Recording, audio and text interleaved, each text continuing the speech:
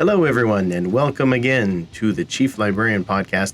I am your Chief Librarian, Chris Morgan, and I am happy to be here talking to you about, oh my gosh, a lot of Warhammer stuff that has been going on for me in the last couple of weeks. First off, I'll do a quick recap of the Wargames for Warriors charity event that occurred just about 2 weekends ago. So I'll briefly describe some of the games I played, some of the times that were had, and how successful the event was, which it was very successful, and I'm very pleased that it was. A really just fantastic job to everybody who was involved with that. So as I talk about the event and some of my games, I'll put some pictures up. You'll be able to see them on YouTube. I will also be sharing some pictures on my Facebook page a little bit later, which is facebook.com/BrotherCaptainMorgan. For those of you who like to do the Facebooking, if not, check out the YouTube video, and I will have some pictures up around the time that I'm talking about the games and whatnot. And so far as announcements go, there is a Wargames for Warriors charity event going on for Age of Sigmar coming up in the next month or so. So if you are still interested in donating to the great causes of Wargames for Warriors, then you still have an opportunity. You can support it through Age of Sigmar if you're into that sort of thing. Sigmar is a topic that I love dwarves. I'm super into dwarves. I think that they're really cool, and Age of Sigmar has cool dwarves.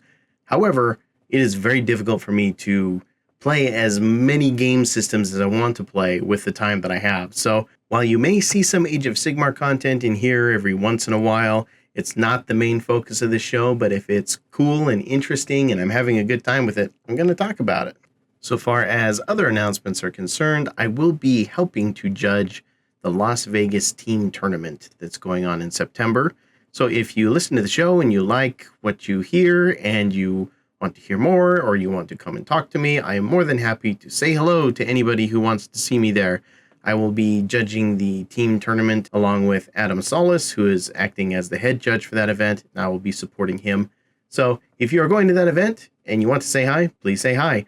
Also, don't make me card you. That would be sad. That pretty much covers the announcements, so I'll get into a little bit of hobby news/progress. So far as hobby news is concerned, I'm not in the habit of doing competitive codex reviews for new codexes that come out. There's tons of channels that do that. I watched probably a dozen videos on Thousand Suns and Grey Knights from half a dozen or more YouTube channels that focus on that sort of thing. They do a good job, and honestly, I could throw my hat into that pile, but I don't know that it would stand out. It would probably just get lost with a bunch of hats. So the stuff that I noticed from the book that I picked up, and I did pick up the new Grey Knights book, I really liked some of the Crusade rules that were in the Grey Knights book. I really liked the idea of creating a demonic nemesis for your Grey Knights character. One of the things in Grey Knights lore that has been sort of a constant is because they have these relationships with demons, and they're all antagonistic relationships, but there are demons who just hate Grey Knights for continually banishing them. So what they do is they make it a point to make their lives miserable. You see some stuff like that with characters from previous incarnations of the Grey Knights Codex who unfortunately no longer exist in the Codex itself as it is now. One of those characters is Vorth Mordrak, and while he didn't specifically have a demon nemesis, he had sort of this survivor's guilt and this connection to his brotherhood that was so strong that the spirits of his warriors would show up and aid him in battle, and that was kind of a cool thing. And the big man, Kaldar Drago himself, had a curse placed on him by a demon. I believe it was Unkar the Reborn, though I'm guessing that from memory at this point. But that was the reason he got sent into the warp and cursed to not really exist in the material plane anymore, was because he had made a demon mad. So with Crusade rules allowing you to create basically a demon nemesis, one of the things that's cool about it is that it allows another player to take on the role of your personal antagonist. At the same time, Grey Knight's narrative is so heavily focused around demons and conflicts with demons that if you don't have a demon player nearby, it can feel maybe a little bit forced to try to pull this off, though I would say don't let that stop you if it's something that you find really fun. So that was the standout feature of the Crusade section of the Codex, and if you have some interest or if you have already done some games and would like to tell me about what you think about the new Crusade rules for Grey Knights, I'd be very interested in hearing them. Over the years, and this kind of goes into the hobby progress section, I guess, over the years, I have accumulated here and there Grey Knight models. It's only fitting, this is the Chief Librarian podcast. It's an entire chapter of Psychers. It's not exactly something that is too far outside of my wheelhouse, as I guess you could say, but I'm very interested in the Grey Knights. But since the 5th edition codex, there hasn't been something that really tempted me. And the 5th edition codex itself was a little bit too overtuned at the time for me to feel like I could play very much. And my first love always being Blood Angels, I was constantly trying to make those guys work. That said, I've picked up some models here and there, and now I'm looking at a shelf next to me, and I got everything out, got everything together. I've actually got enough models either on sprues or old metal ones that I picked up, or a couple Nemesis Dread Knights to start a second army, like officially, which is a big deal for me. So I'm going to be spending some time taking a little bit of a hobby break from my Blood Angels because I painted up a lot of stuff over the last few weeks for them. And I'll be playing a lot of Crusade for them in the Diadem War Crusade campaign. So I thought it would be a fun palette cleanser to get into Grey Knights and start playing some games with them. Maybe that'll be my new tournament list for the next little while, just to kind of spice things up. Either that, or it will just make me not play either faction super well. But hey, as long as I'm having a good time, I'll keep going. I was able to get all of the models finished that I needed for Wargames for Warriors, speaking of my Blood Angels, and that was 3 Eliminators, that was 10 tabletop-ready Primaris Hellblasters, who were, surprisingly, the MVPs of the event for me. I know, I said I was crazy, you said I was crazy, I brought Hellblasters to a tournament in the Blood Angels list, but I'll tell you, they survived and destroyed lots of things every single game. It was weird. I also got the Redemptor Dreadnought finished, who was also just this wonderful Distraction Carnifex.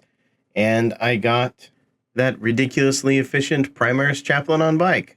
So I'll put up some pictures of those guys for you to take a look at them. Most of them are tabletop at best at this point, not up to my usual standard, but all of them were at least battle ready. In other hobby news, I put in a model for a painting competition at a local store, not expecting to do terribly well. But it was a Mephiston model, and Mephiston, of course, being my favorite character.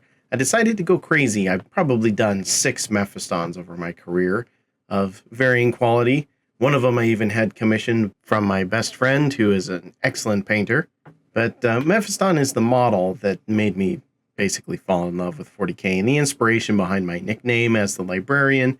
And if you've seen my little internet avatar out there, you've probably noticed that there is a little bit of inspiration from Big Mad Mephiston in its design. So, in honor of the good times I've had with Mephiston, I figured it was time that I did a dramatic reimagining of Mephiston for his Primaris model. And what I did was I got some wings, and I did some cutting and some green stuff, and reposed him and got a very, very fancy, very tall base to make him look like he was flying around after having cast the Wings of Sanguinius psychic power. It makes me sad to see that Mephiston is not in a super playable place so far as competitive games go. Competitive games aren't the end-all be-all, however, and I do expect to be getting some use out of him in more casual affairs. I did this same sort of thing with the old Mephiston model, where I found some, I believe they were Pegasus wings from the Fantasy Battles range. Did probably my first extremely rough and rudimentary green stuffing to get those wings onto the back of that model. And because they were so much taller than he was, I had to put him on like a tall rock base so that the wings wouldn't drag underneath or behind the base somehow. It was pretty wonky, and it was my first attempt at trying to do like a lightning power effect. It's been a few years since then, and I wanted to reimagine that take that I did and put a Primaris spin on it. So I ended up taking second place in that painting competition. Yay! And I'd like to give a warm welcome and a shout out to all of the new painters who participated in the new painter category of that contest. As a new player, it is really intimidating to set up models across from someone, but it's even more intimidating to put your paint jobs up for critique. So kudos to you guys for doing that. Congratulations on winning what you won, and I hope that you keep the passion for painting alive. So with those announcements and hobby discussions out of the way, let's get on to what we'll be doing for today's episode. Now, I talked at the end of last episode about having a segment on Session 0 for the Diadem War. Unfortunately, schedules didn't line up in time for this recording to go through. Something about kids and weddings and all those other unimportant things that people have to deal with in real life. So hopefully we'll have that segment recorded for episode 4, and you'll be able to enjoy sort of the Session 0 and Warlord introductions for all 4 of us who will be participating in that campaign. I do, however, still have the segment I recorded with Lou Rollins about parenting and the hobby, and that was such a wonderful interview for me to do. I got so much out of just talking to him and asking him questions about it. And I encourage everyone to listen to it carefully and think about whether you have a family, you want to start a family, or you're trying to involve people who you care about in the hobby. I think it's a worthwhile discussion. I have some photos and some video going along with the game that I played with Lou after the interview was done, and that will be in the outro for those who are interested.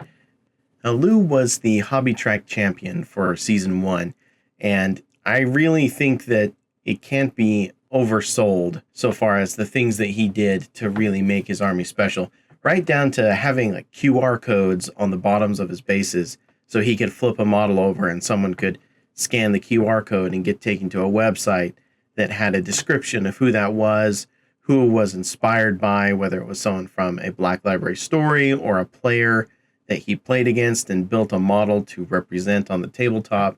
It's a really beautiful, heart-filled, powerful representation of a sincere love for his army and his hobby. And I definitely encourage you to check out the footage that I have of those miniatures that's going to be in the wrap-up for this episode. For the second segment, I will be recording and discussing another lore topic. Now, this topic is about world spirits. World spirits are an interesting concept in Warhammer lore, and it's something that, like Enuncia that we talked about last week, is perhaps a little bit undeveloped, but there's a lot of interesting references to things that could be world spirits, as well as representations in different Black Library novels and other stories throughout the 41st millennium. So we will be doing a little bit of a dissection and a discussion on those. Hopefully you find that enjoyable. Now, on to the Wargames for Warriors recap. So, to sum it up, this being the 3rd event for Wargames for Warriors, I'm happy to report that we were able to raise over $3,000 more than we did during the last event in 2019. 2020 being canceled for 2020 reasons, we were able to raise more than $8,000 for the 2 charities, and that's a fantastic amount of money. We had some great prize support. We had a lot of people attend. I believe there were over 60 people who attended the tournament aspect of the event. I played 5 rounds. I went 2-1-2, which probably doesn't surprise many people out there, considering what was in my list and all that. But because of the number of attendees and because of the number of winners, like consecutive winners throughout the tournament, they ended up needing to go a 6th round, but I had only planned on and was able to attend for 5, so I had to drop a little bit early, which was a bit of a bummer, but it did mean that I got to go home and see my little baby man, and that was totally worth it. My first game was a grudge match against my best friend playing his Tyranids, and I ended up losing that game, so mark that as a grudge win for him, though we will see how he does next time. Regardless, I was able to play a new player, someone who had just started playing the game, I think just this year. He was playing Custodes, and he played a very tactical game. Custodes are kind of a weak point for me specifically. I don't know if it's a problem that Blood Angels have in general as well. But I have a magical power that allows my opponents to roll a lot of successful 4+ invulnerable saves. My opponents will make more 4+ invulnerable saves than they will make 3+ invulnerable saves. I have no explanation for this, but it has existed for several editions now. And this game was no exception, though I think the thing that really saved me was the volume of attacks and the sort of tactical play in the movement phase that I did. That I think had my opponent had a little bit more experience in the game, he probably could have picked up on and shut down on. Not to say he didn't do a good job, but I was able to, with my deployment, make him split his forces a little bit.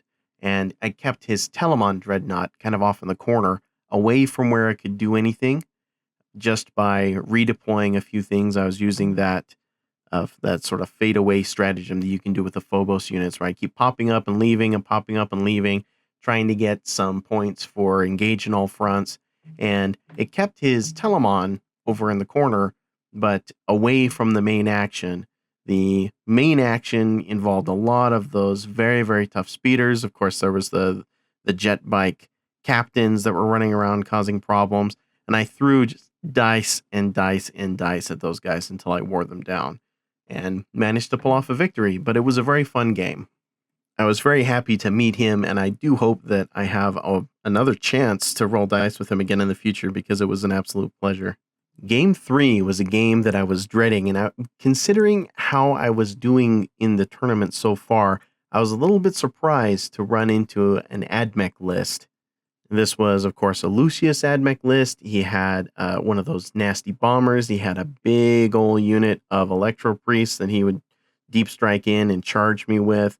And I managed to tie that game playing a very cagey sort of reserve-based game where I'm trying to keep some units alive to get victory points. And I was able to keep all 3 of those key units alive to score 15 victory points at the end of the game.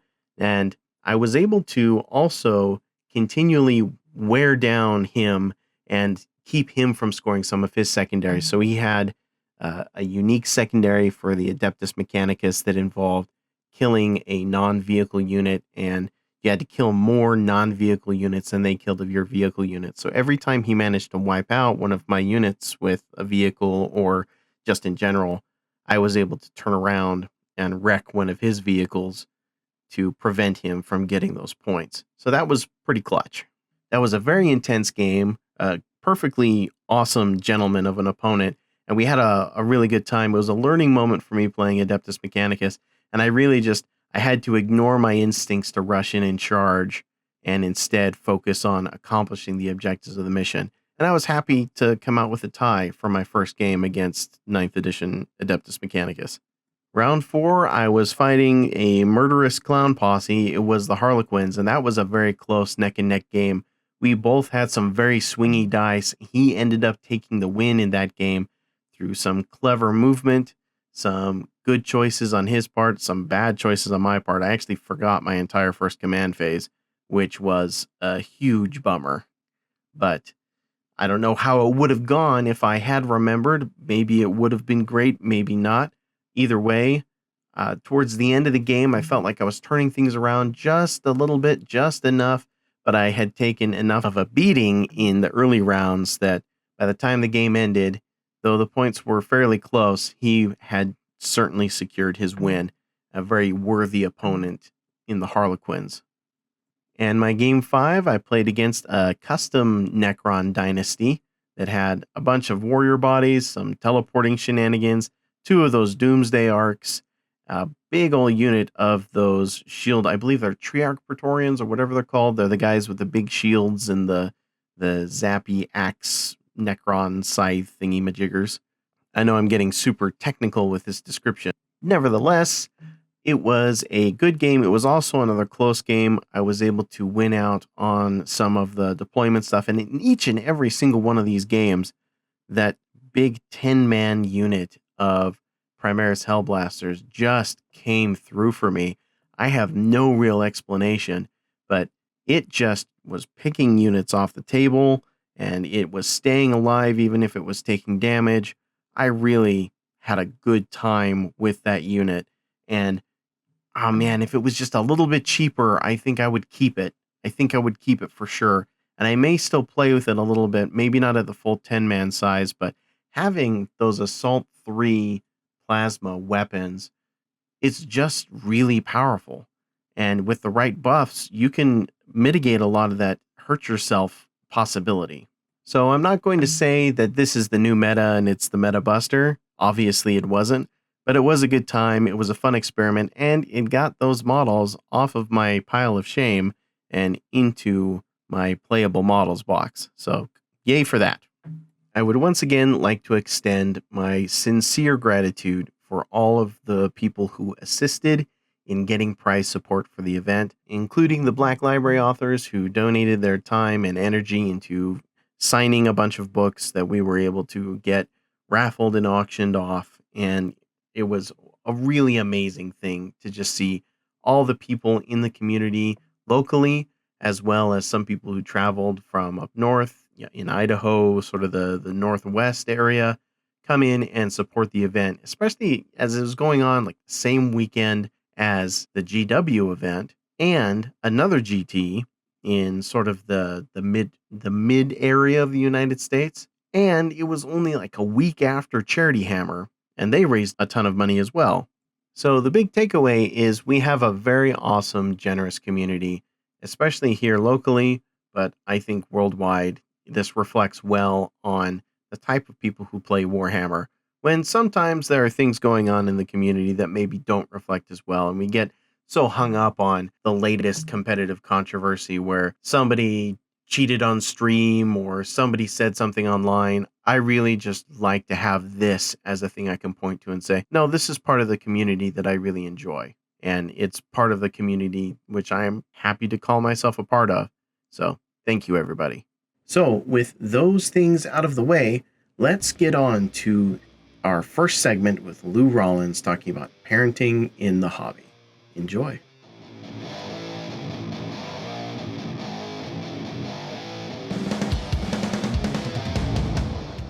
Hey everybody, welcome to another segment of the Chief Librarian podcast. I am very happy to have here with me Lou Rollins. Lou, introduce yourself. Thanks, Chris. It's a pleasure to be here with you. Like you mentioned, my name's Lou Rollins. Been a hobby gamer for almost my entire life, which for a lot of you is probably longer than you've been alive.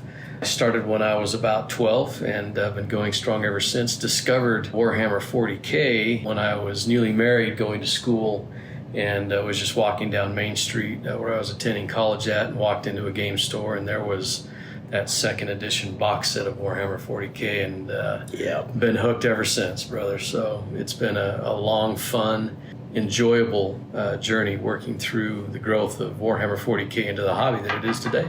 Speaking of long journey of growth, I think you're probably the most dedicated and prolific Deathwatch player that I have ever known. You've been playing Deathwatch, I think, since before Deathwatch were Deathwatch, that had their own book. True. So tell me a little bit about what you love about them so much. Well, having served in the Marines, I don't think there was much of a choice to be a dedicated Space Marine player. Having grown up with what I would consider to be the golden age of science fiction movies, and when Aliens came out, that just added another layer of commitment and dedication to the faction. But what happened was, with that second edition box set, I started playing Ultramarines, which I think everybody does. They're the poster boy of the poster boys, right, for Games Workshop. And so started to do it with Ultramarines, and then decided I like Imperial Fists too, so I painted up some Imperial Fists. Then my brother wanted to do Space Wolves, and I was like, well, shoot, they're cool.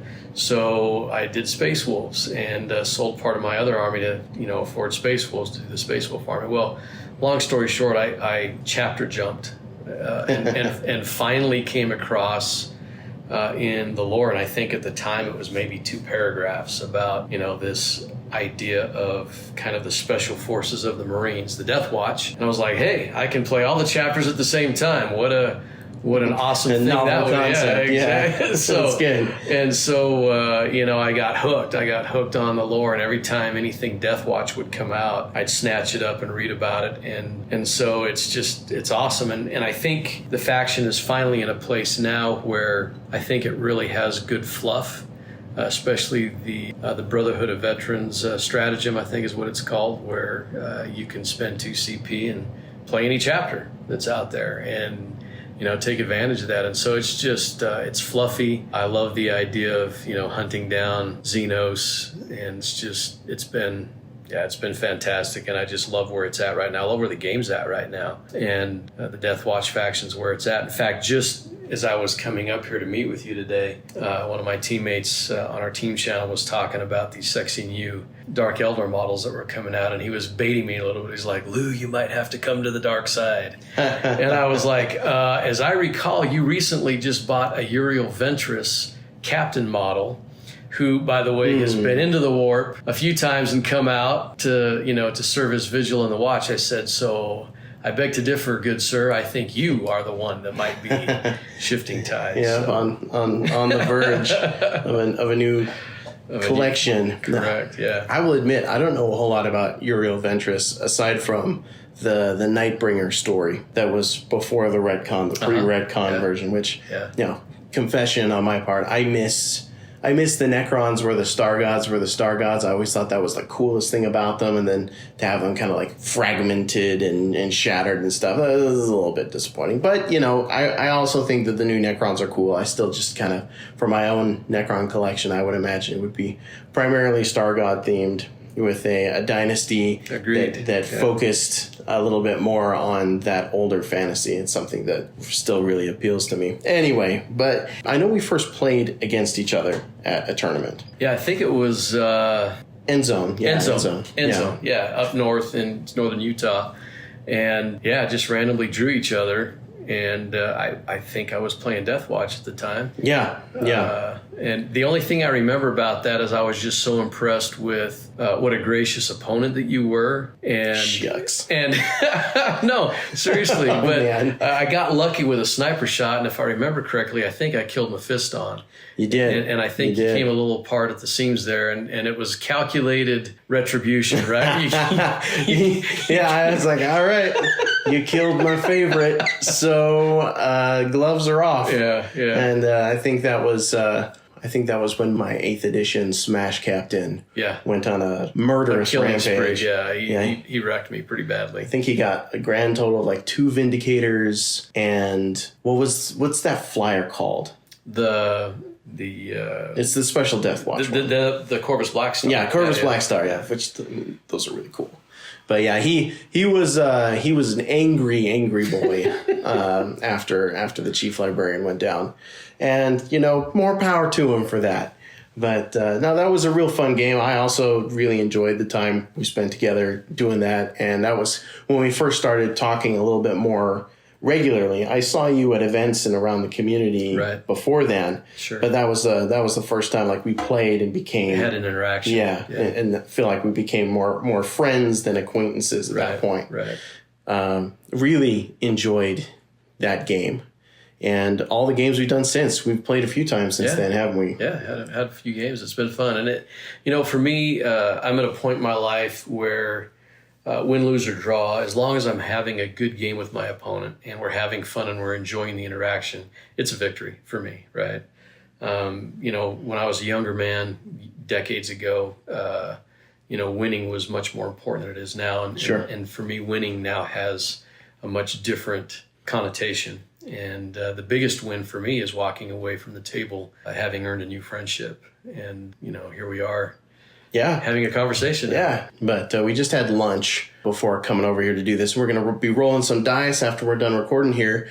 And mostly what I wanted to bring Lou on to talk about, and this is something that he and I have talked about off and on here and there. That's something that I care about quite a bit, is parenting and gaming. Yeah.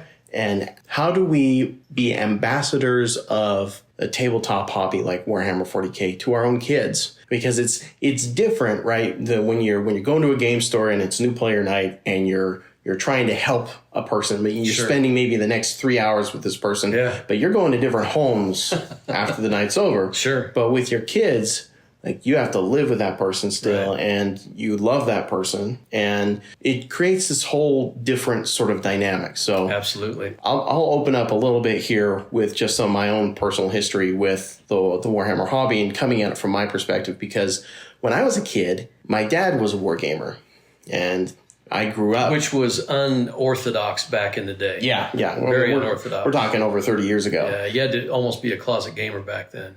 Yeah. You had like a select group of other guys Right. that you played with. There weren't as many stores around. There weren't as many different kinds of game systems around. And the chances that you would be born into a home that was already into this kind of hobby, I think, are fairly low. Yeah, they're rare, very rare. And so I grew up with wargaming. Just in general. My dad has a military history degree, and he loved to reenact historical battles on his table. Sure, and that's where we started. Eventually that led to Warhammer, as many things do. But with my own kid, well, I have 2 kids now, but my oldest boy, I was into the hobby when he was born, but I divorced from his mother very quickly after he was born. Right. And the experience I've had as a dad to a kid and this hobby has been much different than my dad's own experience, because he had me with him all the time. Right. But I'm not there with my boy as often as I would like to be. And you just have to cram so much into that short time that you've got. Understood. You have a similar experience. I do. Yeah, I do. And I think the second or third event that we were at together, I saw you there with both of your boys, and I played your son's Space Wolves round 1 of Wargames for Warriors 2 years ago. That was Garrett. Yeah. Yeah. I just thought, while I'm sitting there playing him, I'm thinking like, this would be a dream come true for me to have my boy come with me to tournaments. Sure. Because when I have him, I don't go to events. Right. I prioritize that time with him. Well, he's still young though. Yeah, too. he's 10. He has some of his own models already, and we've played a couple of things, and we'll get into that later. But I guess the very long way of me getting around to this question for you, Lou, is how do you get to be that kind of a hobby dad for your kids? Well, I think there's a few things. One, I grew up in a house where my mother had a very strong liberal arts background, and so, predisposed to artistic things in general. And specifically in the house, we always had paints and brushes and scissors and construction paper and glue, and all that stuff was always out. And so now, being in a similar situation where I have, an ex-wife, since I've been remarried to a wonderful lady, but, boys that bounce back and forth between homes on the weekends, I still have an open space, an open hobby space in their bedroom. So I've got tables set up, I've got paints out, I've got paint brushes, and it's always there for them, right? So if they want to sit down and hobby, they can do that. And it's hard to not be predisposed to being creative in general and not pass that along to the kids. And so, I think having that space available for them kind of helped them realize that this is just something that we do, and it's something that we enjoy doing together, whether it's drawing or painting or putting models together, and having good conversation, which I think is something else that in some ways maybe board games, while they might be kind of old school generally speaking, might be kind of the new school in some ways, because it's coming back around from video games a little bit. It is. And one of the great things about participating in a tabletop hobby, and that includes the gaming side of the wargaming side of it, is you can have conversation, right? You can sit there and you'd be painting a model, putting it together, rolling dice on a table, and you can say, hey, how are things at school? How are things with your friends? Who's that girl you're texting or whatever? And you can, you can have, oh boy. Right. And, and so you can kind of have that father-son, father-daughter interaction that maybe they might be a little more guarded about. And so, part of the magic of being that hobby dad, I guess, is having the environment set up where they can come and participate and feel like it's just part of what we do. And then, as they do it and they enjoy it, then they want to be involved. And I know for my older son's younger brother, Noah, it was a couple of years before he could start coming to the gaming events. And it was always, when can I go? When can I go? When can I go? When can I go? There's an interest there. There is, absolutely. And so, I think sometimes if we let them in too soon, we can kill that motivation. And so, it was, I remember the first time when I got to take both of them to that first tournament. And, like you said, dream come true. Because when you're a kid and you're doing that stuff with your dad, you think about those moments. You know, you look forward to it. When can I do this with my son? And so it's been awesome. Yeah, I remember growing up that accessibility was a big part of it. Something that I'm just kind of having an apostrophe, I'm having an epiphany about right now, is one of the things that was so interesting about it for me was that, my dad had his desk. Yeah. and it had one of those push-out drawers where Right. you'd like push it in and it'd come out a little bit, and then you could pull it out, and it was just like, just basically a piece of paper-sized workstation, which is plenty for a little kid. Sure. And you got like 5 Napoleonic cavalrymen whose horses need color. And I remember just having that option to get in there. And that's something that with my own hobby parenting, I feel like I'm missing right now. Of course, I'm in a closet. My desk is in a closet right now. Sure. Temporary living situation, long story. Yeah. But I think that when I do get a bigger space again, which hopefully won't be before too long, Sure. I'm going to build in the idea that I need some space that my boy can sit next to me too. And not space that he has to sit next to me. And I think that part's important. Very important. But space where he's welcome to sit down next to me. Sure. And work on his stuff. Talk to me a little bit about gaming at home. Like, do you roll dice with your kids a lot at home? Yeah, we do. And not just, war games, but, I've always been a board gamer, one type or another. And so we play games. That's one of the things that we look forward to. One of the other games that we play, because I think it has an aspect of chess, but I guess the fallibility of human error is Blood Bowl. I really love Blood Bowl, and both my boys have become very competent Blood Bowl players as well. And I think one of the things that they enjoy just as much as I do about wargaming in general is that, the dice always bring in a factor of improbability that you can't control. Yeah. And so when things go awry, how do you manage that, right? Yeah. You can have the best getting my tongue tied here, best laid plans, and they're going to go awry invariably. And so how do you manage that? And I think that's one of the things that they've come to really appreciate. I remember, in fact, it might not have been the tournament that you and I were at up at End Zone, but another one that we did go to where my older boy was in a match, and he had just finished painting his big gunship for the Space Wolves, and the Storm Ray. Yeah. That's what I'm talking their about. flyer equivalent with the ice cannon on it. Exactly, right. And he was so proud of it, and it looked great. I mean, he really did a good job on it, and his opponent blew it up turn 1. Oh yeah, and inevitably, and he lost his mind over the whole thing, and so he just went in true Space Wolf fashion in berserker mode, and I think he ended up getting tabled. And that was just after winning another match against another guy, which I was so impressed with because I think he was 13 at the time. But anyways, as we were driving home, we always, talk about, how did things go? How did the games go? What was your most enjoyable moment? And he caught me off guard because he said, my favorite moment of this weekend was losing. Who likes to lose? That's really cool. Nobody likes to lose. I was like, what kid is this? Yeah. And so I looked at him and I said, well, tell me more about that. And he said, well, Dad, he said, you're always telling us never to lose your temper. And he said, now I understand why. And that was really all he said about it.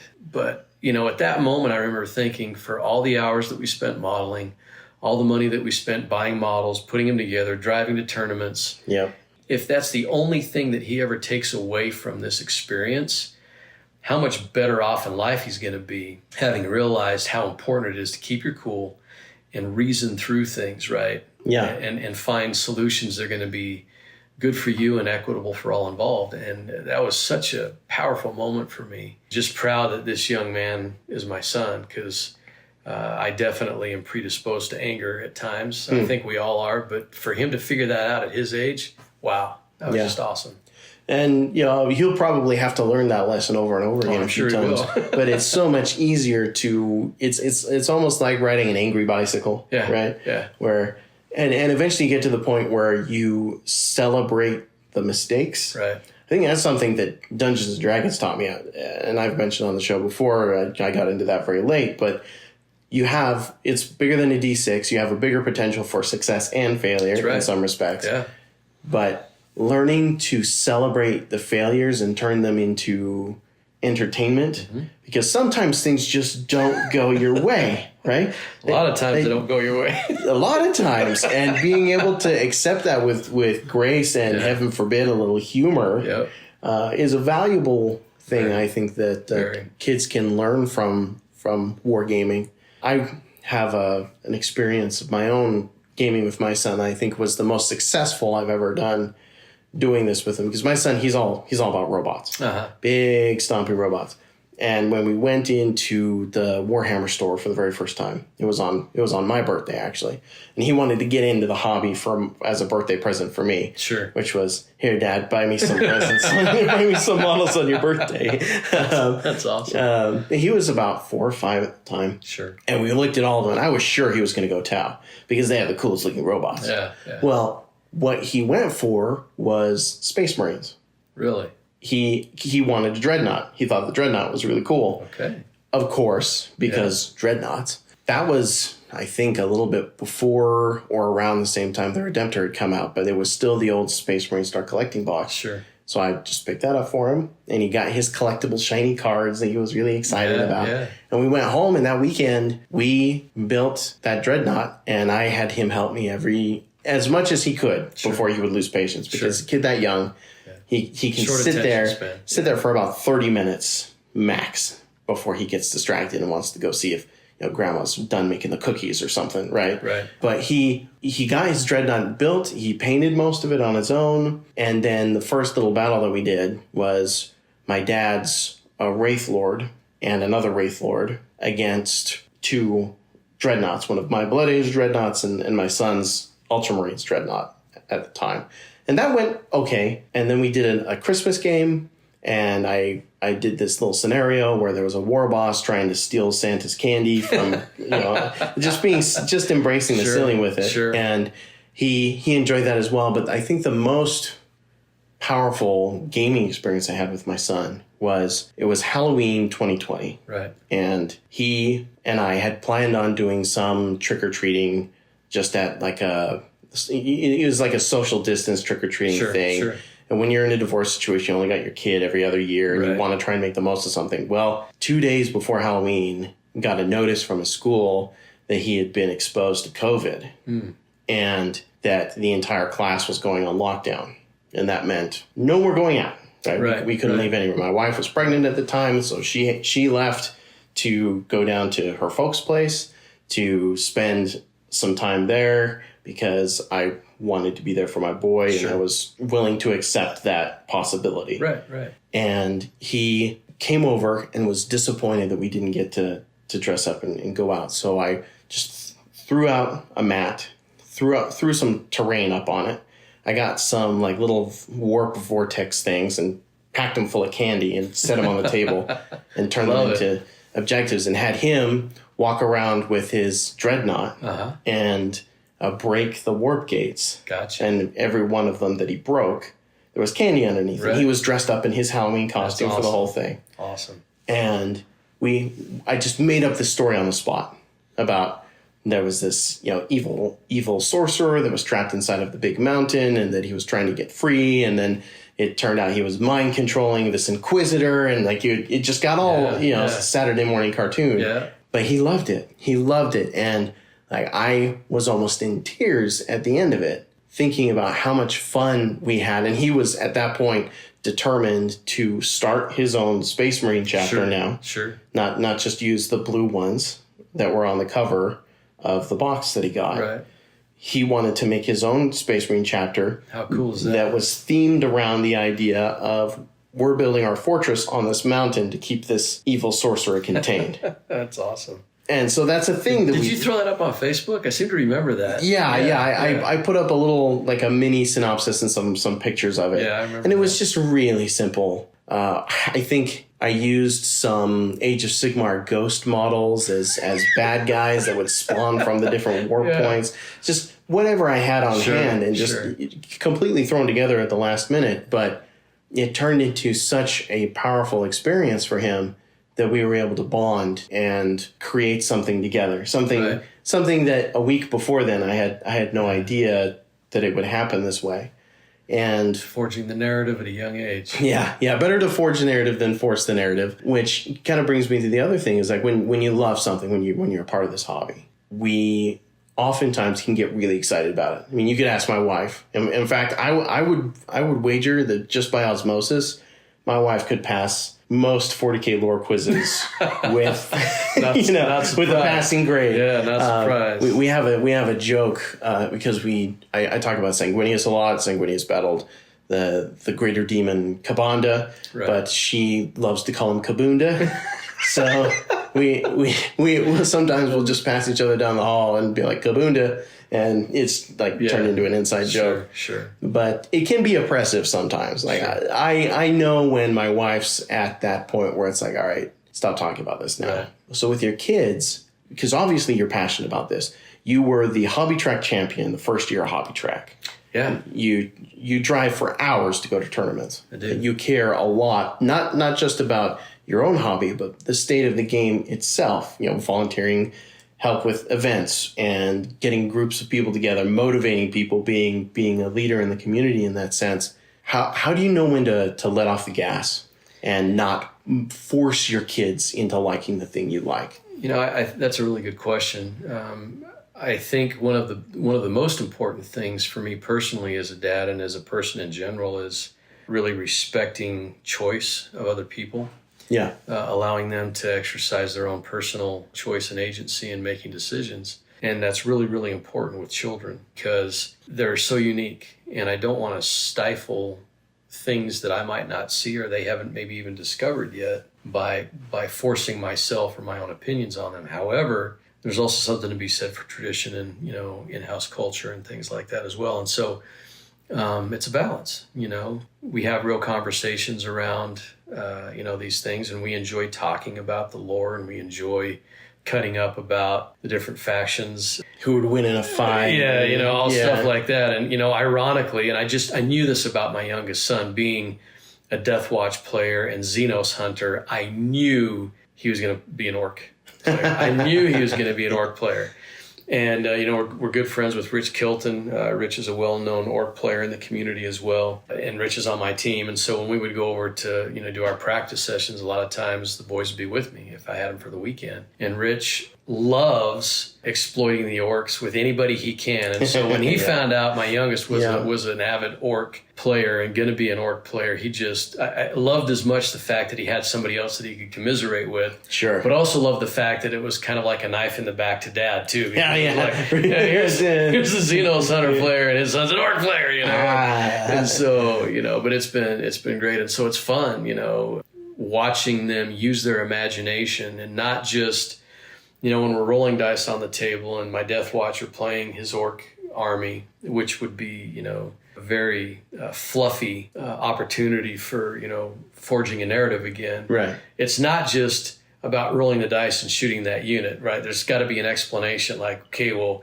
what happened to that warp head? And then watching him, oh, Dad, he probably got hit in the neck and then his head exploded and it made this gooey mess all over the place, And so by allowing them and inviting them to create their own dialogue about what's really going on, I think has helped a lot. And, just as a side note, being a competitive player, I worry sometimes about the competitive nature of the game, not from the sake of it being competitive, but can that fun side of the hobby get lost sometimes in the competitive nature of the game? I know I've had that happen. And I always try and approach a game from, even in a tournament standpoint, what's going on? How do you want to see the game played? Let's have a good time. And I mean that. Let's have a good experience, right? Let's have an enjoyable experience. And so, if you're not having fun doing it, playing the game, being involved in the hobby, then your boys, your kids, girl or boy, they're not going to enjoy it either. And so, you've got to have fun. Ultimately, you got to have fun with it. And as you do, they will. And I mean, look where you're at. I think part of the reason why you're still involved in tabletop gaming is because somewhere along the line, having that experience with your dad, it was fun. It was. I have so many good memories with my dad having to do with, either preparing for games or building scenarios. We even did scouting activities for our local scout troop where we would have them come and we would do, like if there was a citizenship and we had to learn history or something like that, my dad would set up a battle from the Revolutionary War or from the Civil War. Sure. In fact, I had a birthday party one time where I wanted to do a Civil War battle on my birthday. That's awesome. And I set up on the Union side and we had a battle for my birthday. There was another year that I wanted to play. I'd been reading the Sharps Rifles series and watching the TV show. Yeah. And so I wanted to play a group of riflemen in, the Wellington's British Army. That's awesome. And so we did that. And all of that happened because my dad, and even to this day, he loves to share and create with us. He does that with me still. He just built me this amazing set of Bryce Canyon themed terrain. Oh, wow. That has like a little crossover with Petra. Oh my goodness. So it's this full like rocky cliff set that has a removable door with a reversible face. So there's a rocky face and the door face that has rooms on the inside and, desert themed plants and things in this whole set. And it was something I said, "Hey Dad, I had this idea. Do you think you could build something like this?" And he was like, "Ooh." And he completely exceeded my expectations for it. I thought, we'll have this cool little piece with a cliff face on it. And, little Warhammer ruins on the front. It'll be fine. And then he turns it into this massive creation that has just blown me away. And even as a grown man in my 30s right now, I'm giddy thinking about it. Yeah. And it means so much to me that he put the time and the effort into doing that. So what do you do then, Lou? And I preface this with my own kid. He loves YouTube. He loves playing games like Minecraft. And this is kind of like, this is what people worry that is going to be the hobby killer is electronics, video games, la-di-da-di-da. But you also still want to enjoy the time and frankly, the ton of investment that goes into doing Warhammer with your kids. But when their interests veer somewhere else, like what experience do you have with that, and what are you hoping will happen? I guess. That's a great question, and I think I've mentioned to you before. We're kind of going through that right now with my oldest. He's kind of hit a dry spell with 40K right now, but that's fine. You don't want to force it. I think that's a mistake. I think that you can create some negative feelings around it if you do that. But he is a very competent Apex player right now. Apex is a big video game. Oh, Apex Legends? Is that the one? Yeah. Oh, yeah. And he is really, really, really good at it. Really good at it. I'm expecting him to do something with it right now. But you can't take away, and I think you got to have a little bit of faith here. You can't take away the experience that we've had together, building models, painting models, talking about life while we're doing those things, hitting the road, going to tournaments, and having those experiences. Nothing will replace that, ever. And even though he's kind of on this video game kick right now, I expect that at some point in time, he's going to realize how valuable that time together was. And I think that he'll come back to it. My younger son is still involved, and we still do other smaller games. Blood Bowl, we've been playing Kill Team. They enjoy playing Kill Team together, but for him 40K is kind of on the hiatus right now, and that's okay. The time that we've done it has been fantastic. I expect in the future we'll come back around to it again. And so we all hit dry spells. I mean, I've been painting since I was 12 years old. I just turned 52 this year. So I've been painting for 40 years. I've hit my dry spells painting. It's going to happen. But I can tell you unequivocally, having quote unquote quit board gaming a few times in my life, right? It never happens. It never happens. I've always had models, even when I quote unquote quit a couple of times. And I did take a brief hiatus from 40K from 5th and part of 6th edition. And I understand 5th was a great edition, didn't play through it, but here I am. And you just can't get it out of your blood. It's always going to be there. I like what you said about those memories are always going to be there. Yeah. Because even if your boy never comes back to Warhammer, you can believe that he will look back on the time you spent together as something precious. And every time he sees something that reminds him of that, right, he's going to think back on that, even as an adult. Yeah. And I think that that's the thing that we as parents, as we see our kids get into different hobbies that didn't exist when we were kids. Oh, for sure. Granted, video games existed when I was a kid, but not like they do now. Nobody was doing esports when I was growing up playing, regular original Nintendo games and things like that. Oh, we did. And the Atari stuff before then. My esports was going to Jason's house when I was 16 in the 486 Commodore. Oh, the Commodore. Taking 10 minutes to boot up, and you got 30 minutes of time before you got to be home, right? And we played 20 minutes on this very simplistic Olympic diving game. That was so they existed, just not anywhere close to where they are now. No one's streaming it, talking about it 24/7. It's a whole different thing. Yeah.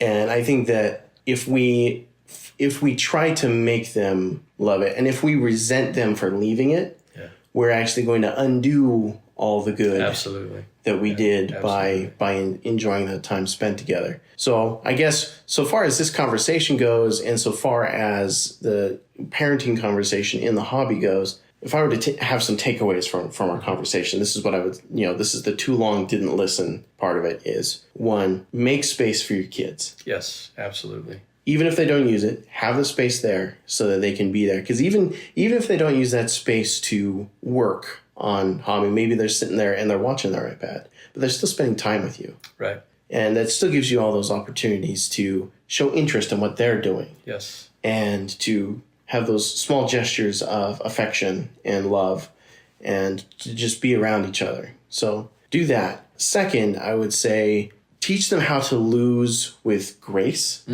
Yeah. Sportsmanship. Yep. Right? And I believe that sportsmanship in Warhammer as a kid can be just as rewarding as sportsmanship in physical activities. Agreed. As a kid. 100%. The lessons are the same. They're just skins that are put on a different avatar. So, and after that, I would say don't resent your kids for leaving. Treasure the time that you had doing that with them. Yes. Is there anything else that you would like to add on to that? One of the things that we're dealing with is a lot of social change right now. We're dealing with a lot of cultural shifts that I think maybe we're not even tracking to some degree. We are definitely in the age of technology. All of our kids are digital natives. Many of us that are having this conversation now or listening to this conversation are digital immigrants by classification. And so, the technology aspect of life is not going to go away. It's going to become more prolific. I think it's going to become more intrusive. And I think all the more reason why it's important to have this space available to interact face-to-face in vivo with, tabletop gaming or wargaming. And I think the aspect of having the ability to think critically, which is something that is a byproduct of these types of games and dealing with difficult things that might be challenging in the middle of a game when your dice roll's bad. And like you said, you have one of those catastrophic moments where things... I remember one of my tournaments early on going to, and I got the alpha strike, and I'm like, oh, buddy, it's on. And I rolled ones for every single one of my heavy weapons. My multi-melt on my land speeder blew up. It flew in a different direction, hit my predator, blew my predator up. And I mean, I was like, how do you recover from that, right? Yeah. And my opponent looked at me in total disbelief, and he was like, I almost feel bad for you. But, this isn't what I signed up for. No, not at all. But, better to have those moments together when you have teachable opportunities than to have them go out and experience that in real life and maybe not even recover from it, right? Yeah. And I think we're seeing a lot of that in society today, where bad choices and bad circumstances come together, and then we have tragic effects. And so I don't think gaming is going to go away. I don't think tabletop gaming is going to go away. And so just put a petition out there to, like you said, make space for it and welcome those opportunities and look for those interactions, because they're going to be precious. Yeah, I tell you, I treasure that Halloween game with my boy. So I think there's opportunities for everybody, and hopefully we can continue to make those opportunities, not just with our kids, but with each other and with the community, and build something stronger at the end of it, and use the game as a vehicle for that. So this has been an awesome conversation. I've loved it, Chris. Thank you. And thank you for agreeing. I mean, Lou drove hours to be up here to talk to me. So a big thank you for making the effort. Happy hopefully to do it. Making it worth your time. Absolutely. We'll roll some dice. I'm sure in the show recap you'll hear me talk about some of those disastrous moments as we get going. But thanks, Lou. Thank you so much. Great talk. Chris. Appreciate you. Cheers.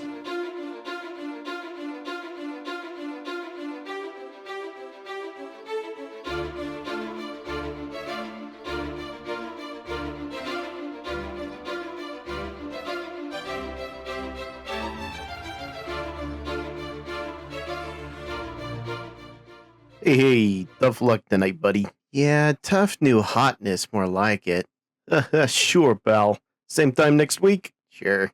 See ya. What am I gonna do about the new hotness?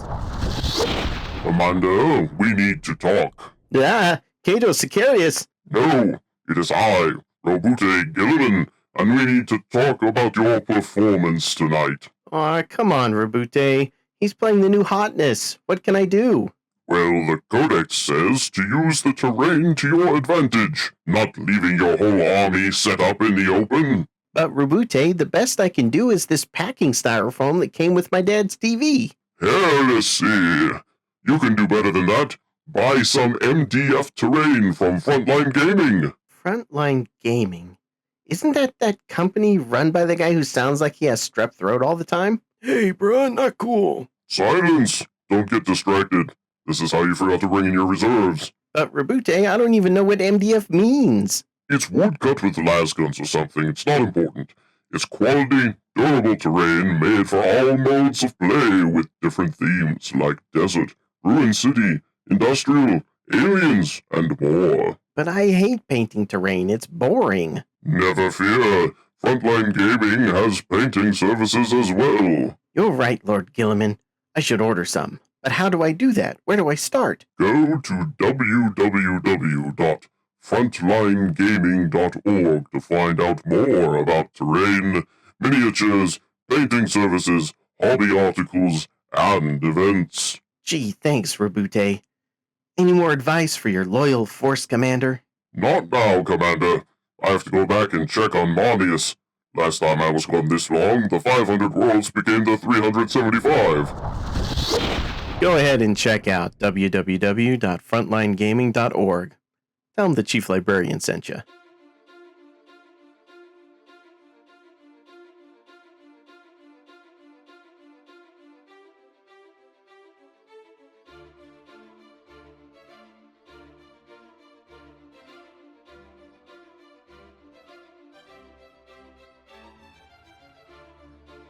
Welcome, everyone, back into the Librarius, and here we are going to now speak about world spirits. Now, the stuff that I'm going to be talking about so far as world spirits is concerned comes mostly from the Path of the Warrior novel, and I recommend, of course, if you are interested in reading any of the sources that I'm going to cite in this section, or if you are concerned about spoilers at all, then this is probably a good place for you to stop, skip, come back to after you've done some reading. So, consider this your spoiler warning for anything and everything concerning world spirits. Also, I'm going to put a general disclaimer out there so far as canon versus theory. There's going to be a bit of theory crafting in this section, and I don't know if I'm right or wrong, and I don't know that it matters if I'm right or wrong. I'm just interested in engaging with world spirits as an idea, and so I will be citing sources from within the fiction, but also I will be doing some speculation. So don't take anything I say necessarily as absolute canon, though if you like the idea and feel like using it, I say go for it. So, what is a world spirit? World spirits are described as spiritual energy that's coalesced into a consciousness comprised of mostly psychic energy, and so far as Canon 40K is concerned, as listed in the Path of the Eldar book, it serves as the heart of the maiden worlds of the Exodite Aeldari peoples. Exodites are not a model range that's supported by Warhammer 40K right now, so for those of you who don't know already, Exodites are basically if space elves rode dinosaurs and didn't travel around space. Eldar lore says that when an Aeldari dies, they go either into an infinity circuit if they're part of the craft world, or they are devoured by She Who Thirsts, otherwise known as the Chaos God Slaanesh, who was birthed by the depravity of the Eldar race long before the rise of humanity as a power in the galaxy. Much like the infinity circuits that the Craftworld Aeldari utilize to escape from the trap of Slaanesh, the world spirits tend to capture the souls of the Exodites who die upon them. And while the spirit is psychically aware and active, it does have sort of a physical nexus where it's marked out by like an obelisk or a circle of stones, and it is referred to as a world shrine. And these are scattered around the Exodites' worlds, and they're all created more or less from the sort of gemstones, psychoactive, crystalline substance that I imagine most of the soul gems of the craft world Eldar come from, though I do believe a large number of those do end up coming from their worlds lost in the warp. I believe that's one of the reasons that they use Wraith Knights to sort of travel through the webway to go into the lost worlds that are stuck in the Eye of Terror and to gather some of these stones so they can bring them back to the craft world for use in implantation, to their technology integration, to the Infinity Circuit, and however else they plan to use them. Now, as the world spirit is sentient, it can be communicated with, and according to the Path of the Warrior novel, anybody with a psychic or spiritual energy can connect and speak with the world spirit, though this is typically done by farseers, or those among the Exodites that consider themselves to be farseers. It's one of those sort of caste roles that are determined by the very intricate and unknowable Aeldari society. Now, this would be a very short section if I just went by that description. This segment would more or less end right now, because officially, the references to world spirits within Canon 40K stop there. However, there are some interesting connections and some interesting ideas that have to do with world spirits that also tie into some of the other parts of Warhammer 40K that I think are worth looking at and maybe considering as a possibility that other world spirits exist and that they have power. So the first example I would like to point to would have to be Fenris. Fenris is the home planet of the Space Wolves, and it is a planet that was more or less intentionally created as a playground / resort / experiment by some human during the Dark Age of technology who really wanted to LARP Viking stories on just his own custom planet. That is a very low-tech way of describing what is a very complicated thing. But the idea and the joke of there are no wolves on Fenris comes from the idea that nothing on Fenris realistically should have happened. Everything that came about on Fenris, all of the trolls, the giant wolves, the krakens, la-di-da-di-da, is hinted at as being deliberately crafted to be that way, that the world itself, whatever life it could have sustained on its own, would have been much different had it not been for the interference of some plucky humans who were very obsessed with Viking mythology. And having my own deep interest in that because of my own personal heritage, I can kind of understand why somebody would be like, you know what? What if we just made the legends of the sagas into a real planet? Just because we can. You know, the universe is our oyster, is our playground. Let's make a mythology planet. That being said, what does that have to do with having a world spirit? Well, this is what I'm thinking. Back during the Great Crusade, the Emperor issued an edict. It's called the Edict of Nicaea, and it was where he basically told all of the Space Marine legions to disband their librarious elements in their legions, to stop practicing warp powers as such, and to basically punish Magnus the Red for his extreme misuse of the power of the warp. I would recommend, if you are interested in a more detailed account of that, to read the Prospero Burns book, to read 1,000 Suns, and to get kind of the different perspectives on the issue from both sides of that. It's interesting because both novels, I believe, were written at the same time, if I understand correctly. So while the author was writing one, he was also writing the other from the other perspective. It creates kind of an interesting, I don't know if you would call it a dialogue, but the issue at hand is, even after this Edict of Nicaea, an edict which, by the way, the Thousand Sons broke soon after, Magnus himself causing such a huge problem that it had a tremendous effect on the heresy that followed. It was Leman Russ and the Space Wolves from Fenris who were sent to punish him. And Leman Russ, of course, didn't leave to go punish Magnus without bringing his rune priests along. Rune priests are basically psychers. And for whatever reason, Leman Russ and his rune priests were not censured in the same manner as the Thousand Sons for the continued use of what to anybody else in the universe looks like psychic abilities.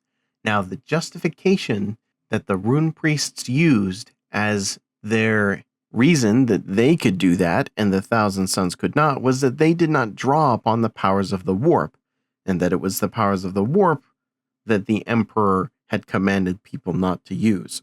Instead, they drew upon the power of Fenris itself. To any of us, that would seem like a pretty lame excuse. Of course they use the warp. Of course they channel the power of the great ocean the same as the Thousand Sons do. But maybe they don't. Throughout the Horus Heresy, and of course in several of the Space Wolves novels, the difference between the powers drawn upon by the rune priests and those of regular psychers, there is a difference there. And I think that the difference is ambiguous enough for it to seem like it could be either way. I imagine that's written deliberately just to keep us guessing and frustrated. Congratulations, it's working. Nevertheless, when Leman Russ steps into the warp, as it were, during the Wolfsbane novel, and goes on a parallel sort of vision quest that just so happens to almost exactly mimic one of the great Norse myths involving Thor and Loki traveling to Utgard Loki's castle. He undertakes a series of challenges, has to deal with some prophetic visions and whatnot, and everything just has a different feel to it. Now, you could argue, of course, that this is just the warp shaping around the expectations and the consciousness of Leman Russ and the rune priests, but what if Fenris itself had a spirit? What if that spirit, like the Eldar Maiden world spirits, had some kind of personality that could be communicated with? What if the psychic energy of this world could be harnessed and had a will of its own? If I had to choose between the rune priests just use the warp and their sneaky devils trying to get around all of the problems that the other psychers had, and there actually is something special about Fenris and it may have a world spirit, I find the second answer to be a bit more interesting as a lore junkie. That said, now you're looking at me thinking, okay, so, alright. Right now in canon, only the Aeldari have world spirits because it's on Aeldari Maiden worlds only.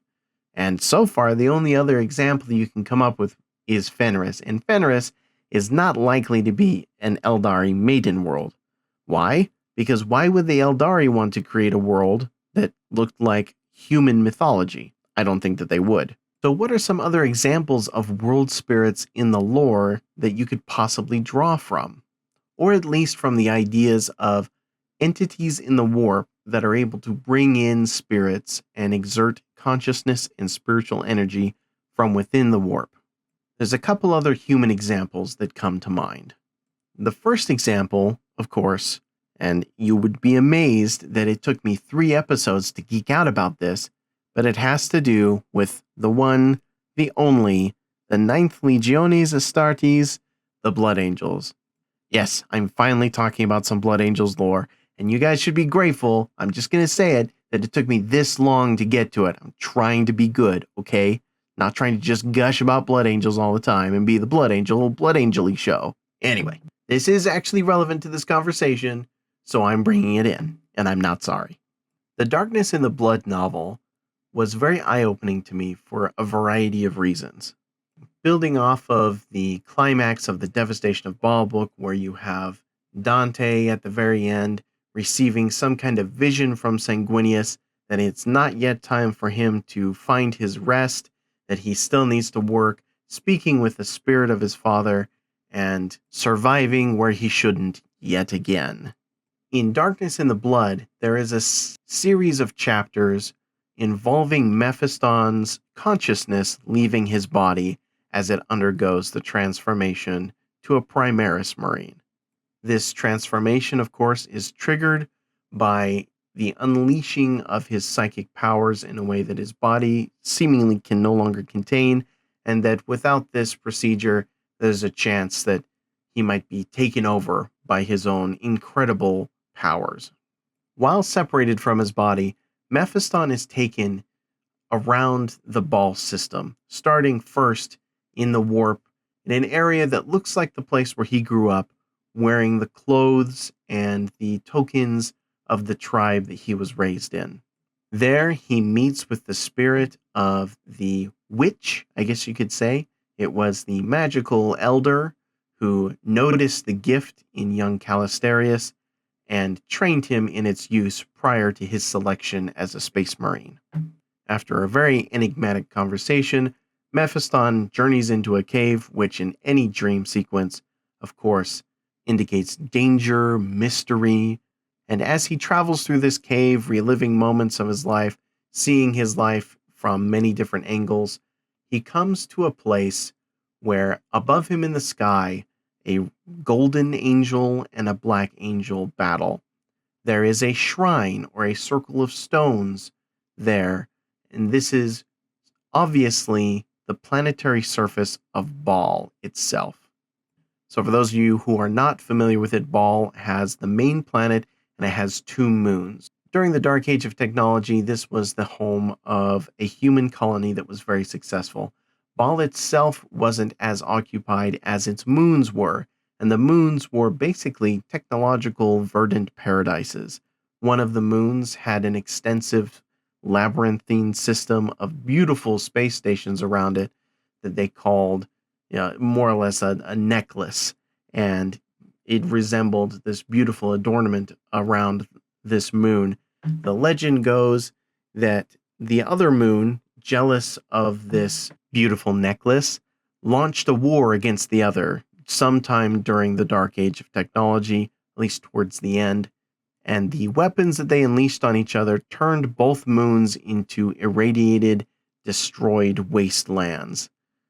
The human survivors were forced to travel in caravans and live in tribes, and it was basically Mad Max, only more radiation, giant fire scorpions, and sentient water that sucks you dry. As Mephiston approaches this shrine on the surface of Ball, a figure forms before him. This figure, made of blood, proceeds to speak to Mephiston about a variety of things, including the past of Ball and its moons. So I will read an excerpt of this right here for you. The bloody angel nodded. What do you see in the sky? I see 2 angels at war, one of gold and one of darkness. They have been at war forever, said the figure, even before your kind came to Ball. Those who dwelled here in distant epochs, they knew the angels of gold and black, though they did not see them as you see them. He gestured at a space between 2 of the outer pillars. An image appeared there, presenting Mephiston with a vision of spindly Xenos, heavily robed and bedecked in bloodstone, laboring to raise monuments long since ground to dust. And there, where millions of years later men lived in brief paradise upon Ball Indicus and Ball Fortunata, the first men here knew the angels too, but refused to believe they existed until times changed and they let the Black Angel in. Mephiston looked through the phantasmal angels.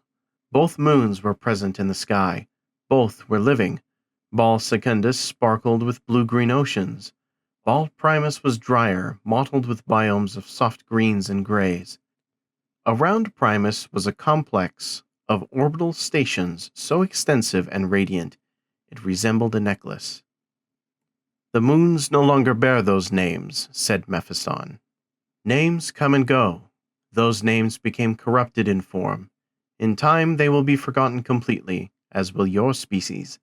Another race, then another will come and uncover the things left behind in days long dead, and wonder what manner of hand shaped them.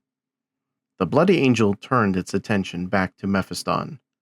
Or the universe will fall to chaos, and yours will be the last of creation's children, and no more beings will choose their path twixt grace and rage, but all will be madness, and pandemonium will reign.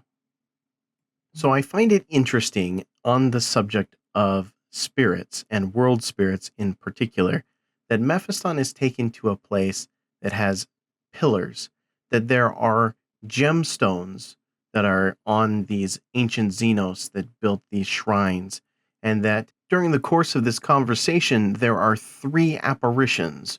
One is a bloody angel in front of Mephiston, and then there is, of course, the gold and the black angels. One is the Sanguinor, and one is simply called the Black Angel.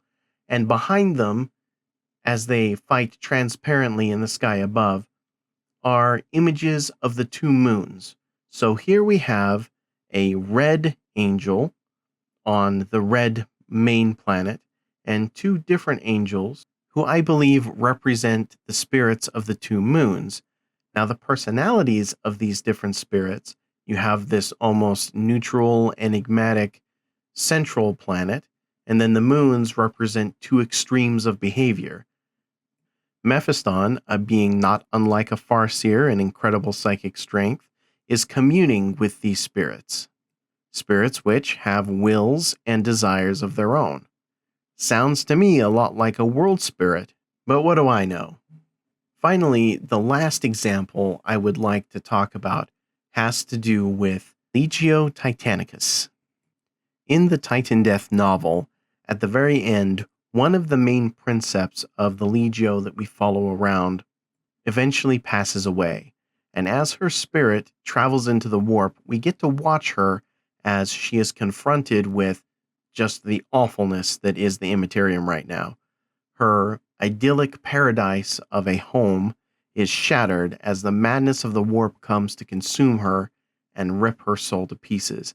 In the last second, a golden, pure, powerful light saves her, and she's brought into the embrace of a warp entity, an entity that is implied to represent the spirit of the Legio.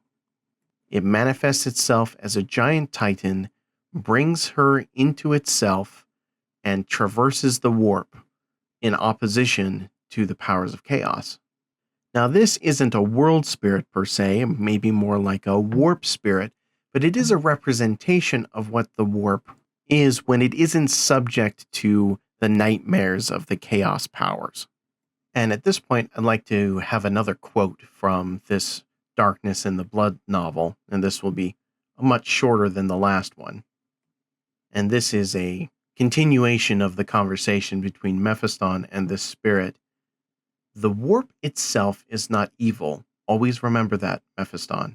It is corrupted, but it contains everything, and that includes good as well as evil. It includes you.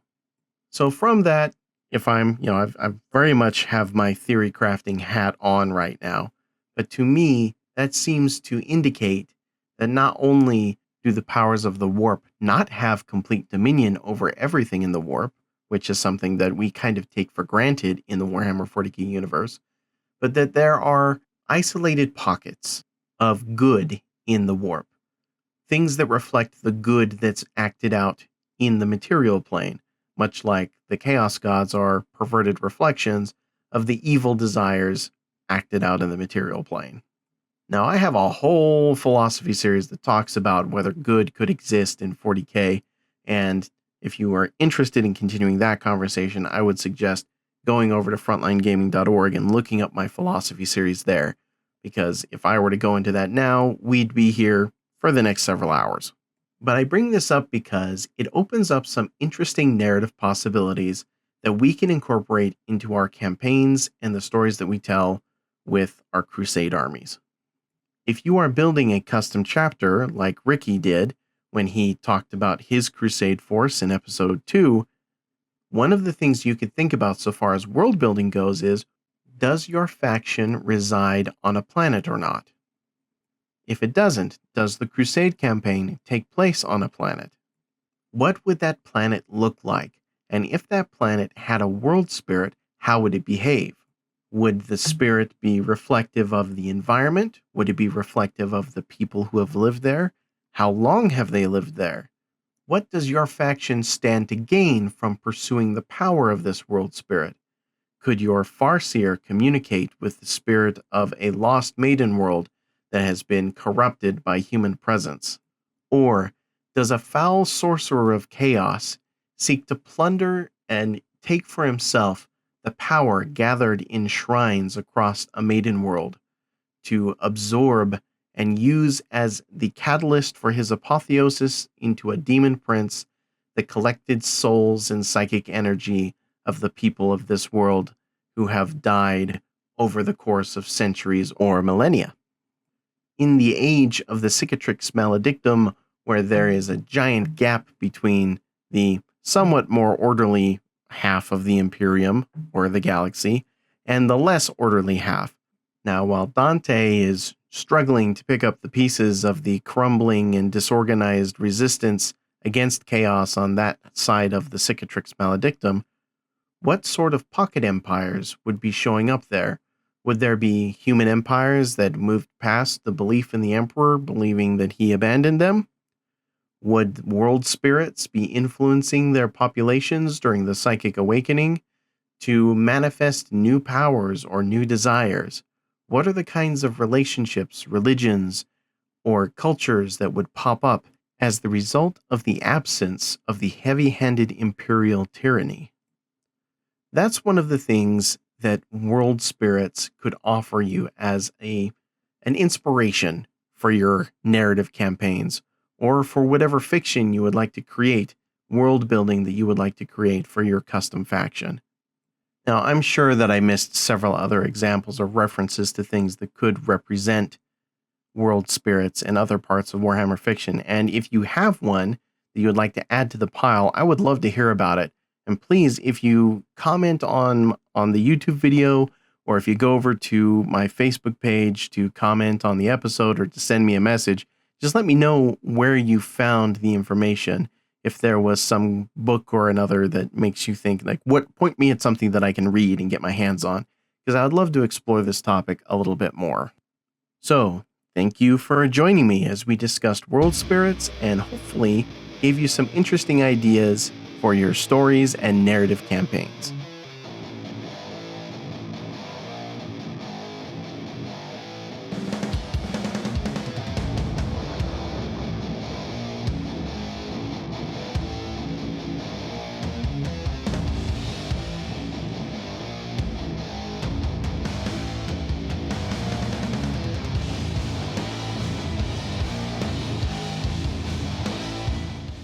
Thank you, everyone, for joining me on that wonderful journey. Thanks again to Lou, who himself took a wonderful journey to come up and speak to me about parenting in the hobby. To wrap up this episode, I'm going to be putting up just some pictures and some short little video clips that I recorded for my game with Lou. We played a match play game, and we just kind of took our time trying to focus on increasing mastery. I, of course, need to learn the rules more and more all the time. I have to stay fresh because I do all the judging.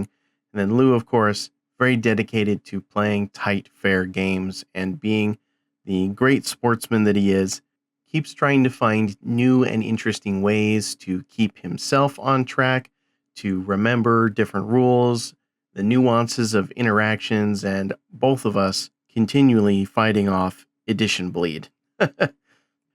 My general summary of the game is it was a match play game. I believe I rolled a 32. We were playing on table quarters, and I have some video that will show our army lists and showcase some of the characters. I managed to edge out the win against Lou, but it could have gone either way. And that's where I like games to be. Kept me engaged the whole time, and it was a perfect example of all of the different things that I love about Warhammer. Having a good person over, being able to share time, my home, and commiserate with friends. So far as the next episode is concerned, I am trying to work out the schedules so that we can actually do our session 0. And I'm imagining that that will take up the bulk of next week's episode. Just because there's 4 of us, we all have our warlords, we all have our stories, We have our explanation of the game. We'll be setting up expectations, discussing, doing kind of a roundtable conversation about the different things we want to get out of the game and the different things that we want to be flexible on, questions that we want to have answered. And I'm hoping to use it as a good example of how you can conduct a similar sort of session 0 for your campaigns, getting groups of gamers together. And I do recommend starting small. You can start as small as you want with 2 players. 3 or 4 players, I think, is ideal because odd numbers, it can get a little bit challenging to get games in, or one player will get more games, more experience, things get a little bit out of hand. But if everybody has somebody that they can battle, I think it'll work better. I'll also be working a little bit on sprucing up the rule set and maybe having a copy of that I'd be willing to share with people. My first priority, of course, is making it easy to read and understandable and usable for everybody who's actually playing in the campaign. So that'll come first. Nonetheless, I expect that we'll have a good time. It's a good group of guys that I've got here to play with. So far as other content on the docket, I have some hobby-related content, some painter-related content that I'd like to bring onto the show, but I just need to do all of the logistics surrounding that. And of course, there is the LVTT coming up, which might disrupt the release schedule somewhat. I'll keep you guys posted on that. If you'd like updates on the show or things that I'm working on, you'd like to follow along with my new Grey Knight project, check me out at facebook.com/BrotherCaptainMorgan. That's where I post most of my photo updates about the projects and things that I'm working on. It's also a good place to send me feedback and ideas. If there is a lore topic that you'd like me to stick my nose into and discuss on the show, feel free to let me know there. That's the best place to send me that kind of stuff. So I'll keep this outro pretty short and sweet, and I will let you enjoy some of the pictures and video that I took for my game with Lou as we close out the show. Make sure that you don't forget your library card for your next visit to the Librarius. Hey, you. Yes, you. Right there. You are listening to the Frontline Gaming Network. So what does that mean? That means that you have access to a bunch of different and interesting shows. Right now, I'm listening to a lot of Signals from the Frontline because who has time nowadays to follow on your own and get all of the latest news in the gaming hobby? It is streamed every Wednesday, and I never catch it for the stream, but I do catch it later. I especially enjoy Kicker's commentary. He is 40K Hype Man USA, and I challenge anyone, I dare you to try and prove me wrong or to upstage the hype that is Kicker Kolosny. So, with my recommendation in hand, go and listen to Signals from the Frontline on the Frontline Gaming Network. So Lou, this is your warlord, and when did you make this guy? Gosh, I think I made him at the beginning of 7th edition, so he's been around for a long time. And you modeled him to be a Uriel Ventress. Yeah, that was, so when I first learned about Uriel Ventress and what a cool cat he was, being from the Ultramarines chapter and coming into the Death Watch largely out of penance, which is unusual for the Ultramarines because they give their tithe as an honorable nod to their obligation, but he kind of had a fallout with Gilliman, and so Gilliman was like, you're going to go think about your... Gilliman or Calgar? Gilliman. Oh, Ventress had a fallout with Gilliman, huh? Yeah, well, by way of Calgar. His lack of adherence to the Codex found him being seconded to the Watch, and then through some interesting journeys, and he's got a sergeant, Pesinius Lysane, that always accompanies him around, but he thinks outside the box, and he's a Death Watch captain. So he's your warlord then? He's my warlord. What do you expect? What do you expect him to do? Does he have any relics? What's his warlord trait? What you got? He's got the Teeth of Terra on him, and he's basically there to bark commands and hold down the center of the battlefield, and he's more of a token, got to have an HQ slot, and he's a good one to fill it for cheap points, and so he's there to do his job. Righto.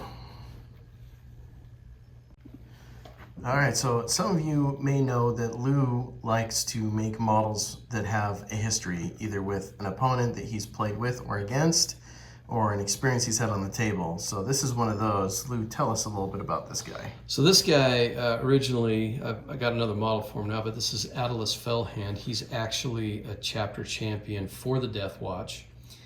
He is a space wolf. He's considered to be very hot-headed and not a very good student, and even a worse teacher.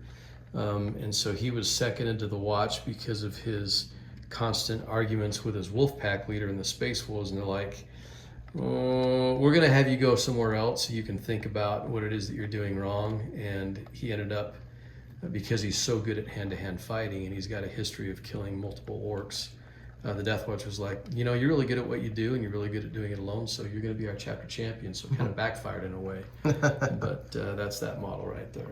And is this inspired from a book story or just something that you came up with? Or No, this is actually a book story from the Black Library, one of those short stories. A lot of the characters that I model into the army that aren't modeled after an opponent that I've played in a tournament, I try and find a backstory on that's actually been written either in a codex or, you know, in one of the Black Library books, and so he's one of those. Oh, very cool. I'm going to do a quick pan over to your whole army here. So this is what Lou's got, playing a 2,000 point match point game here. A matched play game, I should say. And I see a lot of Melta, unsurprisingly.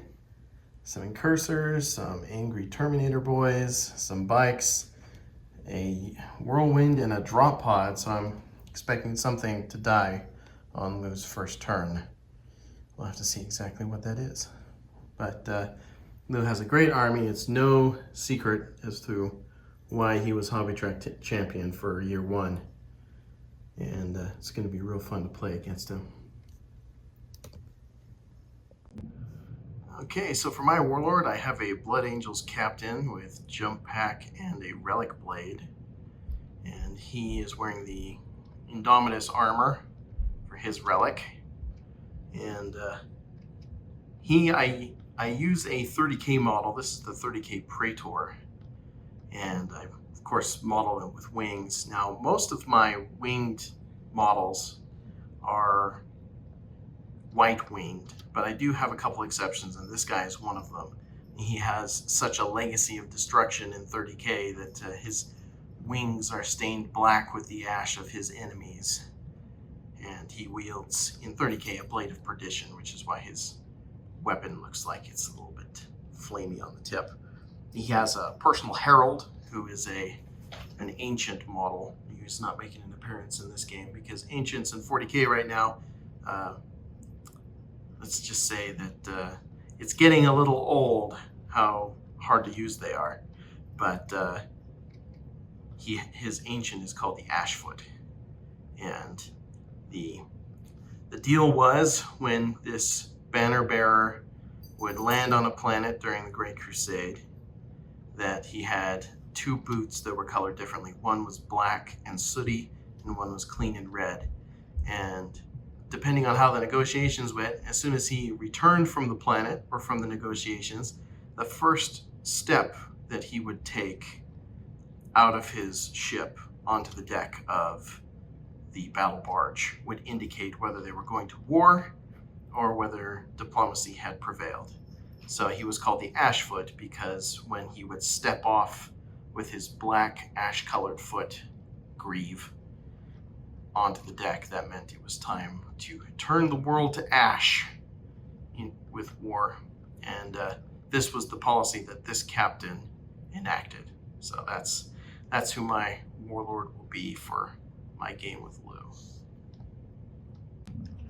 So to act as a support for the Warlord and the spiritual strength of the company off to war, this is the chaplain, who as of yet has no name. He's still fairly new to my army rather. But his title will be the Bell Ringer. I have modeled his Crozius to be in the shape of a mighty bell, which also has a vaguely chalice shape to it, which fits well with the Blood Angels theme. But yes, this is he carries a shroud with him, and that's going to work into the story that I'm building for him. He is like less than 2 weeks old, this guy. I'm still learning the ropes with this bike chaplain, but perhaps he will make a name for himself today. Do a quick once over for my army. I've got a unit of 5 Blade Guard veterans. I've got a Whirlwind. This is a Scorpius that will be used as a regular Whirlwind this time around. See if I like it enough to actually change the head. I've got 2 units of 5 Incursors, a unit of 5 Intercessors. I've got some Inceptors, some Eliminators. I've got my Redemptor Dreadnought. I've got a unit of 5 Assault Terminators, Thunderhammer Storm Shields on 4 of them, and Lightning Claws on 1 of them. A unit of 7 Sanguinary Guard, my Captain, my Chaplain, my Sanguinary Priest, right there. So that's my army. Let's see if it can weather the Death Watch blistering inferno. So I'll do some brief commentary on some of the slides here as you see them. Right here I have in one of the corners some infiltrated incursors. Now I could have put them right on top of that objective, but you can't score objectives turn 1. And they were staring down the barrel of some Thunderhammer, Storm Shield, Vanguard veterans, and a Lightning Claw Terminator and a bike, and I knew that if I set them there they would die. Covering them from above was this unit of Eliminators up in this tower. They did a pretty good job the whole game of just giving Lou something to worry about, and the 3 damaged las fusils were actually a threat to both Terminators and bikers who would be needing to take saves, so they actually ended up being pretty clutch. I set up the majority of my army in my corner and created a loose screen with the Redemptor Dreadnought, the Blade Guard veterans, and the Bike Chaplain, just to kind of give myself some space with some Incursors on the other side of those crates on the left. I felt comfortable having the Bike Chaplain out that far because I knew that he would have to go up and over on his charge distance in most cases. So this was Lou's deployment. He had a squad of 10 of his Deathwatch kill team, and then he had several squads of 5 just kind of lined up right there with his characters, his apothecary to give the feel no pains, and he was basically going to charge up the middle and try and camp down on the middle as much as he could. He had another kill team that was going to redeploy via teleport homers, and then his own Whirlwind in the very, very back. We both used the Whirlwinds. I feel like they were very important. That stratagem that makes units fight last and being able to just reach out and touch somebody while keeping yourself safe and dealing damage, that's actually not too bad. It was my first time testing it with mine. So far as the battle, and this is that unit that was threatening my Incursors on the other side, and they wanted to get over to that objective, and they wanted to basically raise banners on it as quickly as possible.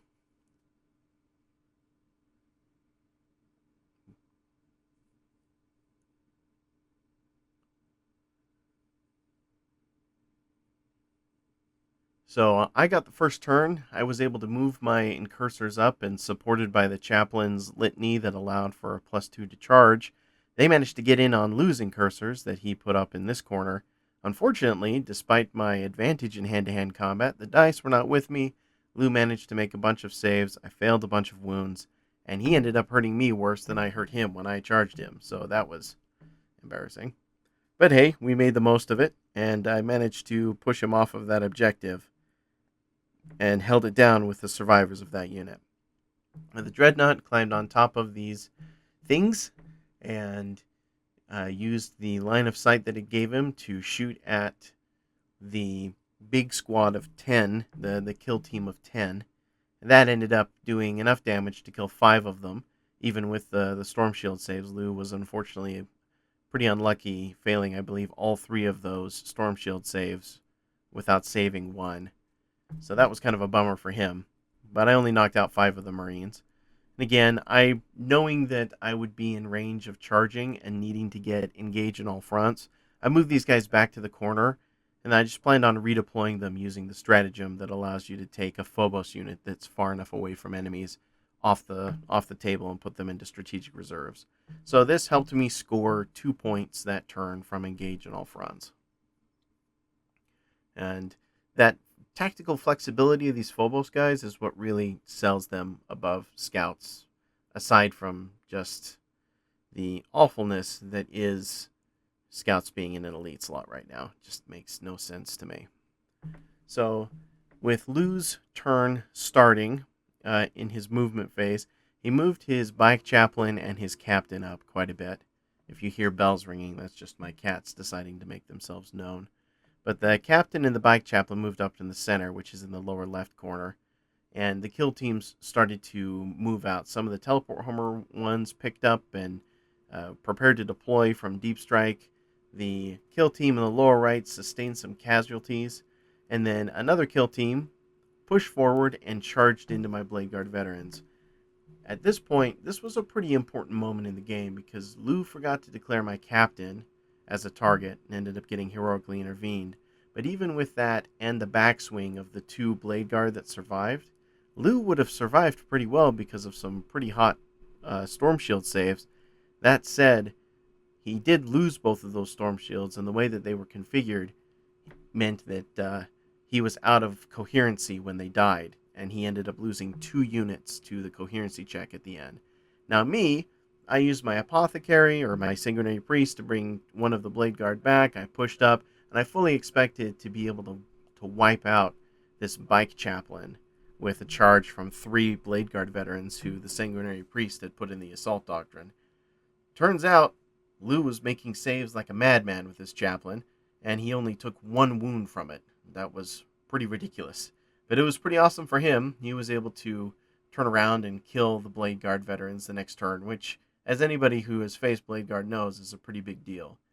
At the same time, my snipers up top were able to, sniper with his gun, I forget what it's called, but the last Fusils did some work, and the other character tried to, the sergeant tried to snipe out the Primaris Apothecary over there.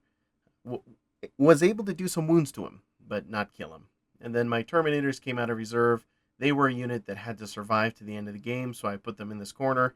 They charged in, wiped out the Incursors that Lou had left over there, and they stayed there the rest of the game, just being durable and not failing any saves, and staying alive to score me 5 victory points. So I still kind of want to test out whether I like them better in this role or not.